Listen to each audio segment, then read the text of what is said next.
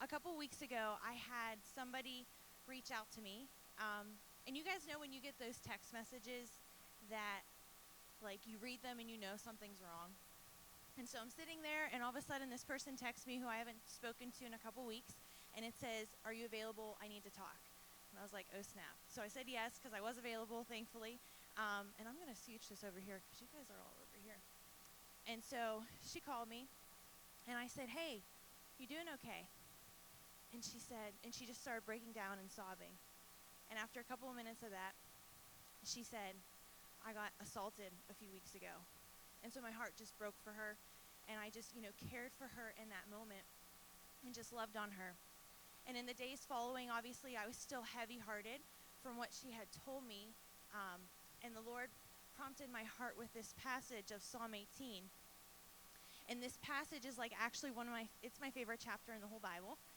Because whenever I was going through a hard time, this is what God gave me to help me. And so whenever he prompted my heart with that, I found some verses from that chapter, and I sent them to her. And as I was reading through them, something really stood out to me that I want to share with you guys today. So as I was reading through this passage, I noticed how in this psalm, David cried out to God. And when he cried out to God, God was ever present with him in his trouble. He was so present with him. And today I want to talk with you guys about how you can be present with your students, with your team, with the people around you, because we want to model how God does it. And so I'm going to be reading out of Psalm 18, starting in verse 6, and this is the Passion Translation. And it says this: "In my distress, I cried out to you, the delivering God. And from your temple throne, you heard my troubled cry. And my sobs went right into your heart. The earth itself shivered and shook. It reeled and rocked before him. As the mountains trembled, they melted away, for his anger was kindled on my behalf. Fierce flames leapt from his mouth, erupting with blazing, burning coals as smoke, and fire encircled him. He stretched his heaven's curtains open and came to my defense. Swiftly as he rode to earth, as the stormy sky was lowered, he rode a chariot of thunderclouds amidst thick darkness. His steed was a cherub, soaring on outstretched wings of spirit wind." And so in those scriptures, what I see, the first thing that God did to be present was he showed up.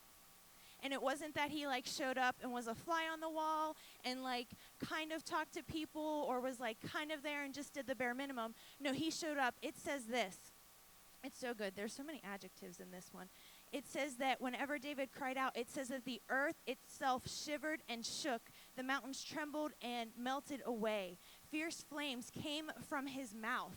So when God shows up, when God comes on the scene, you know that he is present because he makes himself known to you, because he wants you to know that he is there for you.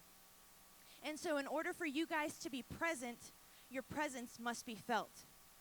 In order for you guys to be present, your presence must be felt.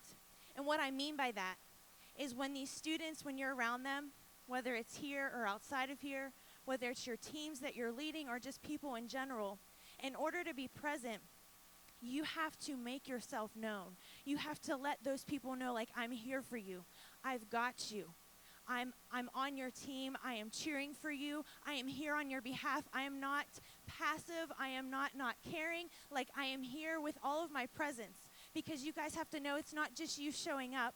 Anywhere that you go, God is with you. It's his Holy Spirit on the inside of you. So it's not just you showing up, but it's you bringing his presence. And so your presence needs to come because his presence comes with you.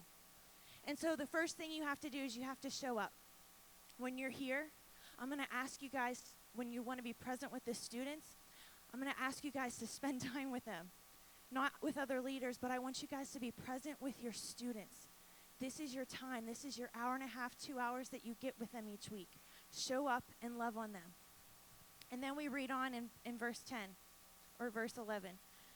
"Wrapped in the thick cloud darkness, his thunder tabernacle surrounded him." This is still God. "He hid himself in mystery darkness. The dense rain clouds were his garments.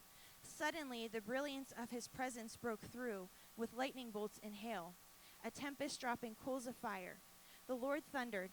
The great God above every God spoke with his thunder voice from the sky. The Most High uttered his voice. He released his lightning arrows and routed my foes. See how they ran and scattered in fear.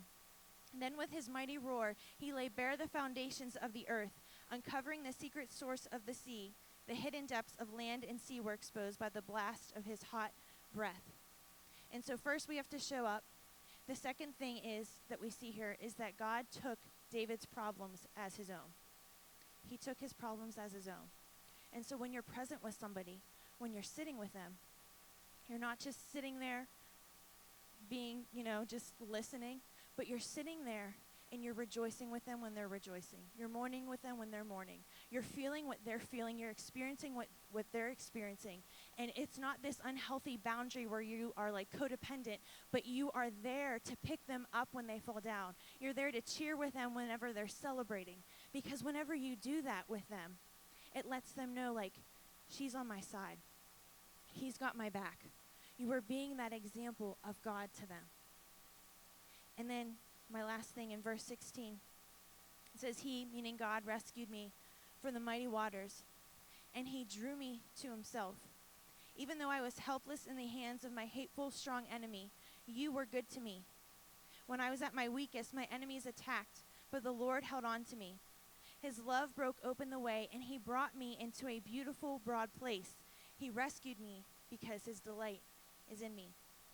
And so the last thing that we see is that God provides help. And so we're to provide help. And it's not the kind of help that's shallow, but it's the kind of help that takes somebody from that dark place and puts them on that mountaintop. It helps somebody so that they are set on a different trajectory, that they are put on a different path. Because again, you are not just using your resources, but you have the resources that Jesus himself had. And so we get to use that when we are sitting with people. And sometimes, guys, it is just great to just have somebody sit with you, to just be with you in the good and the bad, the big and the small. To be present is a present. To be present is a gift. And so you being with somebody is a gift to them. It makes them know that they are loved, that they are chosen, that they are wanted, that somebody wants to be around them. And you giving them attention gives them so much more than that. And so my action step for you guys today is I want you to show up in these students' lives or in your team's lives like God shows up in our lives. I want you guys to use this as a model. We are here to be his hands and feet, to love on these students. Whether it's somebody that's not in your group or is in your group, I want you guys to always be asking God, who do you want me to be present with? Who do I need to sit with today? Which one of my students do I need to reach out to this week and love on? Or who on my team do I need to do that with? Because there's always somebody that God is trying to impact and love that is in your reach. And so be those hands and feet for him.